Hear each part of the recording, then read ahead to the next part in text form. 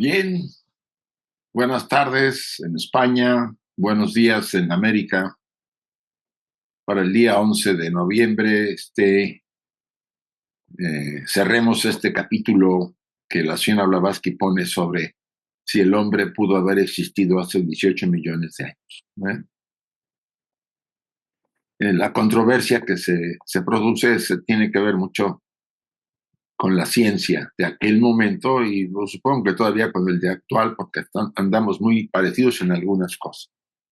Aunque ha habido una mejoría por los avances de la ciencia en esta época, ¿no? Pero bueno, vamos a iniciar nuestro estudio con la dedicación. Oh tu sol dorado del esplendor más excelente, ilumina nuestros corazones y llena nuestras mentes. Así que nosotros, reconociendo nuestra unidad con la divinidad que es el corazón del universo, podamos ver el camino a nuestros pies y llevar nuestros corazones y nuestras mentes a esos distantes objetivos de perfección, estimulados por tu propia luz radiante. Así sea.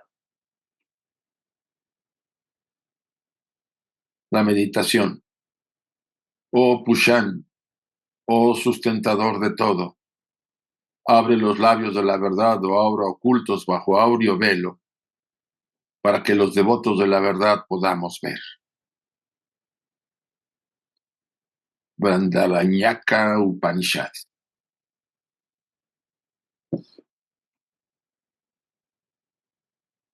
Estamos aquí otra vez en el cartel de este programa que auspicia la Rama Ceres para la segunda sesión del mes de noviembre. Las claves son las mismas. La fecha, la hora, pues sí, probablemente ya empecemos para el mes de noviembre estemos empezando a las 6:30, pero eso lo confirma Chuy. Bien, pues bienvenidos. El día de mañana tendremos el estudio de las cartas de los Mahatmas con el doctor Enrique Reich. Las claves son las mismas y la hora, pues también. Están todos invitados. La Federación Teosófica Interamericana auspicia este estudio. Para este fin de semana, 17 de noviembre, tenemos a Tomás Carlos Barriga, Hermanos del Perú, muy buen conferencista, con el tema Fundación de la Sociedad Teosófica y su vigencia, 149 años después, ya casi 150. Domingo 17 de noviembre de 2024. También la auspicia la Federación Teosófica Interamericana para acompañar al hermano Tomás Carlos Barriga con el tema Fundación de la Sociedad Teosófica y su vigencia 149 años después. Todos están invitados, las claves son las mismas. Bien, vamos a retomar nuestro estudio que dejamos en aquellas primitivas edades. Solo estaba en progreso la evolución astral, habíamos dicho, y los dos planos, el astral y el físico. Aunque desarrollándose en líneas paralelas, no tenían punto directo de contacto entre sí. Era lo único que había desde el punto de vista de evolución en ese momento. Entonces aquí nos habla de que iban en líneas paralelas y no tenían un punto de contacto. Por supuesto, sí había influencia del Linga Sharira, doble etérico, sobre el cuerpo físico, porque le estaba dando la forma. Es evidente que un hombre etéreo, semejante a una sombra, solo está relacionado en virtud de su organización, ¿no? Y así puede llamarse con el plano en que se deriva la sustancia de su padre. Estaba relacionado con la materia de la que estaba hecho el upadi, y el upadi es el cuerpo físico. O sea, hay una relación.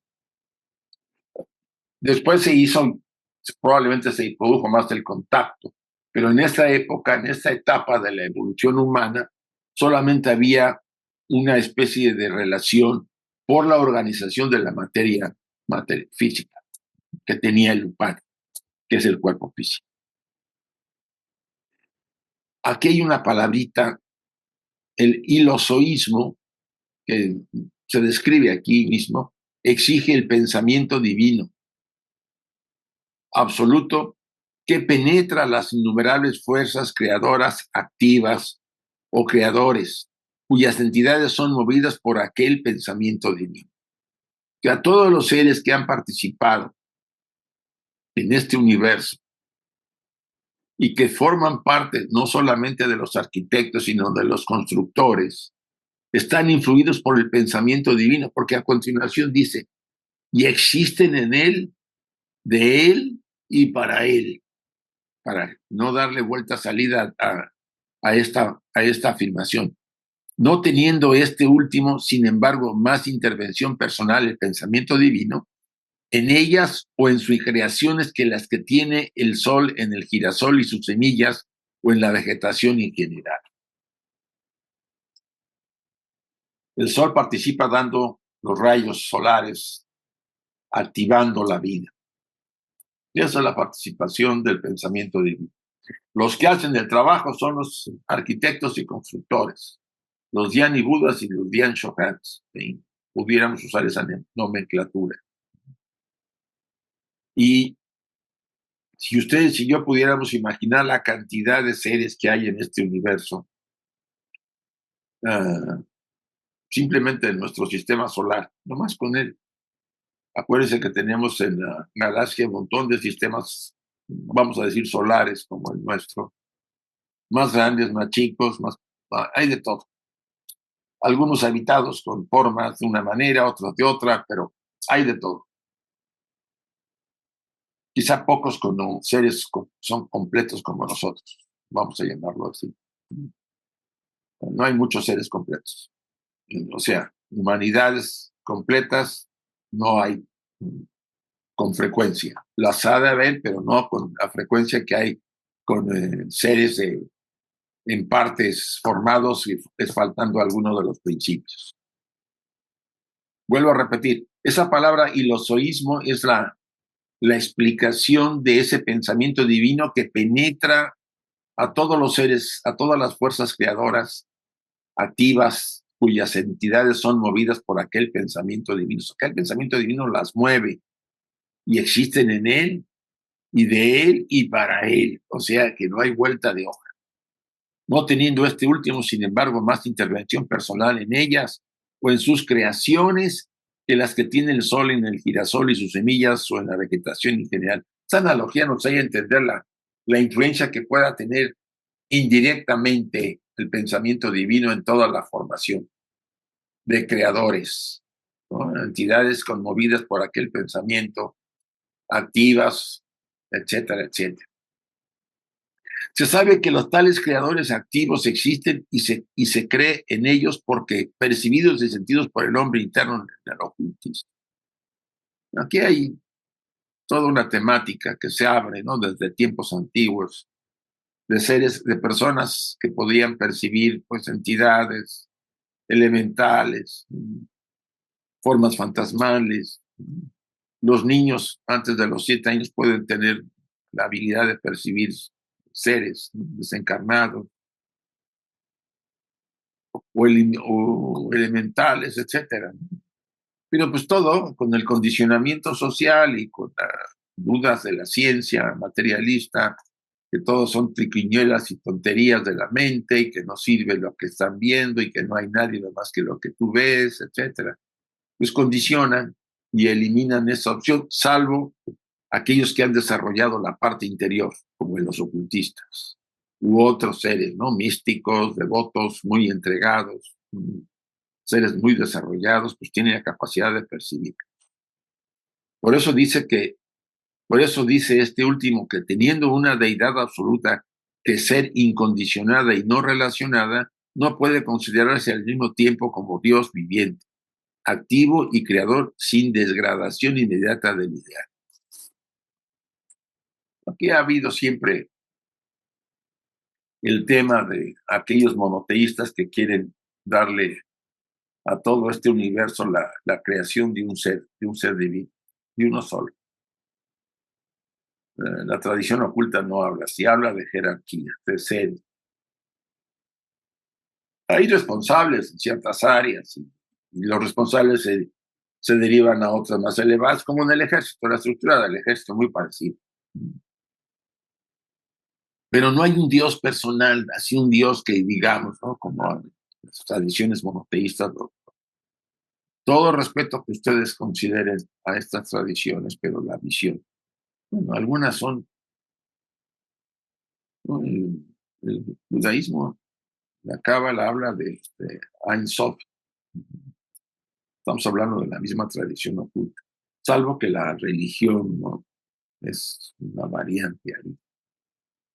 La parte religiosa de la tradición judía, como la parte religiosa del Islam también, y pues lo que el cristianismo, más que toda la derivación de fantasmal que se ha hecho del cristianismo, de sectas por acá y sectas por allá, pues mira, ahora, como siempre he dicho, si los hace mejores, más nobles, más equilibrados, mejores seres humanos, bienvenida sea la secta a la que pertenezca. ¿Sí? No importa. No digo nombres porque me vayan a linchar un día en la calle, pero así. ¿Qué es lo que se persigue? Ahora, no necesariamente tenemos que practicar una religión para ser seres espirituales, perdón. La espiritualidad está más allá de las religiones, aunque seres religiosos pueden ser seres espirituales, como la historia nos ha mostrado, ¿no? Santa Teresa de Jesús, San Francisco de Asís, el maestro Eckhart, San Juan de la Cruz. Bueno, hay muchos ejemplos. Y los que sobran en la India, Sankaracharya, Jason Kappa y todos los que ustedes quieran, místicos de todos sabores y colores. Y ellos, aunque puedan haber practicado una tradición religiosa, en realidad estamos más allá o están más allá. La religión es un escalón, pero no es el final, vamos a llamarlo así. Sigue. De ahí que la importancia de la enseñanza oculta esté en el centro como una columna que soporta, vamos a decir, el eje del conocimiento que requiere el ser humano que quiere ser mejor, ¿no? Que quiere transformarse. Esto es muy importante. Diríamos que esos creadores, refiriéndose a los Dhyani Budas y Dhyan Chohans, son semejantes a los numerosos rayos del sol, ¿no? Los rayos. El mal, y aquí esta parte, el mal permanece inconsciente de la obra de aquellos, por supuesto. Los rayos del sol no son afectados por el mal. Sí, y sin intervención en ellas, dice, mientras que los agentes mediadores, los rayos, se convierten en cada primavera en el amanecer manvantárico de la tierra, en medio de instrumentales que hacen fructificar y despertar la vitalidad durmiente inherente en la naturaleza y su materia diferenciada. Esto hay que reinterpretar. Estos creadores son como los numerosos rayos, son seres que se encargan de ayudar en el Manvantara a la preparación y formación de las galaxias, de las cadenas, de los mundos, a tener a su cargo la evolución de las razas, de los globos, etcétera, etcétera. Y aquí la parte, vamos a decir, el mar permanece inconsciente en la obra de ellos porque todavía no es el momento en que esa parte entre en actividad, vamos a decirlo así. O sea, mientras los agentes mediadores, que son los constructores, las jerarquías, los rayos se convierten en cada primavera, en cada inicio de Manvantara, amaneceres de la tierra, en medios instrumentales que hacen fructificar. Son los medios para que hagan fructificar y despertar la vitalidad viviente en la naturaleza de la tierra y de su materia diferenciada. Esto nos ayuda. Todas estas jerarquías nos están ayudando y están apostando porque el ser humano completo, que es mucha responsabilidad ya, estamos completos, lleguemos a la orilla del otro lado del río y salgamos adelante. No digo más. Volvamos a nuestro asunto, deteniéndonos a pesar sobre el mismo. Verdaderamente, y si durante aquellos periodos existía la vida vegetal, que podía alimentarse de los elementos de entonces deleterios, y si había hasta en esa vida animal cuya organización acuática podía desarrollarse a pesar de la supuesta escasez de oxígeno. O sea, las condiciones, esta imagen dice que tiene 4.000 millones de años, que más o menos la ponen para ejemplificar la Tierra cuando se empinó, se endureció, probablemente se empezó a enfriar porque no sabemos. O sea, había mucha escasez de oxígeno, había muchas limitaciones, ¿no? Pero había formas, dice la enseñanza oculta, ¿no? Tanto de plantas como de animales, ¿no? Las, las formas animalescas, pues nacieron del mar, ¿no? No vamos a darle cuenta. Y todos estos elementos ya se estaban en ciernes preparando, a pesar de que la Tierra estaba en convulsiones, y en realidad las convulsiones no fueron tanto hasta la tercera, no empezaron hasta el cuarto globo. Fue cuando más duró, cuando más se endureció.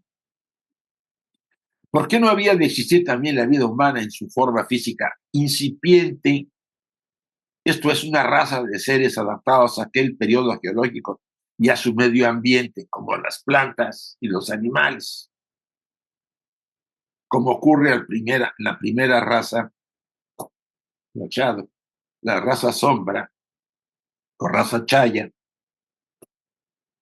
en donde pues, las formas de animales y las formas geológicas y las plantas pues, existían, pero habían sido formadas por la Tierra de los sobrantes del globo C. El globo D tomó de esos sobrantes y con eso hizo los primeros animales. Además, la ciencia confiesa que nada sabe acerca de la verdadera duración de los periodos geológicos de aquella época.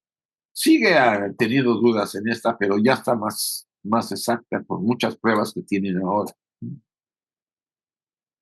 O sea, lo que trata Nación a la vez que es que nos cuestionemos por qué no podían existir seres en ciernes humanos, etéricos, en las primeras etapas del globo, de que todavía estaba incandescente, en erupciones, o que ya estaba para la segunda raza más etérico, digo, menos etérico, más densa, pero al final etérica, y que ya había formas de animales muy particulares, ¿no? Pero que al ser humano, lo que iba a ser el ser humano, pues no le afectaba porque era etérico. Y esto es un punto que deberíamos considerar seriamente. Aquí hay un espacio que hace una comparación con lo que dice el Popol Vuh, uno de los libros sagrados de la cultura maya. Dice, el antecesor primitivo, el cual según las leyendas mexicanas podía obrar y vivir con igual facilidad debajo del agua y de la tierra y así por encima, o sea, podía volar. Corresponde en nuestros textos solamente a la segunda raza y al principio de la tercera, lo más probable. ¿Sí? Pero ya hay algo en algunas culturas como la maya, que es una cultura muy desarrollada. Ya se hablaba de esta parte, ¿no? De ese tipo de seres que eran muy particulares, humanos que empezaban, por supuesto, si eran semietéricos ya cada vez más densos, pues podían todavía moverse de una manera muy diferente a la que nosotros podemos concebir ahora. Y así los tres reinos de la naturaleza eran tan diferentes en las edades antidiluvianas. ¿Por qué no hubiera podido estar compuesto el hombre de materiales y combinaciones de átomos completamente desconocidas ahora para la ciencia física? Pues por supuesto, nada permanece igual, todo está en constante modificación y cambio. Y lo más probable es que en aquellas lejanas épocas las combinaciones de átomos fueran muy diferentes a lo que la ciencia ahora considera. Esto cuesta mucho a veces para muchos entenderlo, sobre todo en el campo de la ciencia. Dice, el Génesis universal parte del uno, se divide en tres, luego en cinco y finalmente culmina en siete, ¿no? Para volver al cuatro, al tres y al uno. Esta combinación lo vimos en Cosmogénesis también. y lo empezamos a ver otra vez en antropogénesis, en sesiones anteriores, esta distribución de la génesis universal que están en claves, tiene que ver mucho con una visión como la de Pitágoras y de otros autores. Pero analicemos, ¿por qué no? ¿Por qué la ciencia, empecinada en verlo de una manera, no pudiera considerar que había otro tipo de combinación atómica que formaban a los seres etéreos, a las plantas y a los animales, en otras condiciones?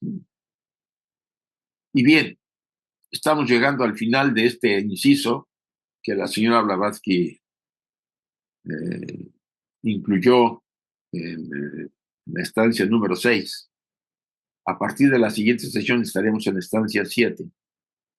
Por lo mismo, vamos a dar por terminado nuestro estudio y solamente me queda hacer la invocación para terminar la sesión. Les pido a todos que cerremos nuestros ojos. Repitamos las siguientes frases. Oh vida oculta que vibras en cada átomo. Oh luz oculta que brillas en cada criatura. Oh amor oculto que todo lo abarcas en la unidad. Que cada ser que se sienta uno contigo sepa que es uno con todos los demás. Así sea. Pues muchas gracias a todos.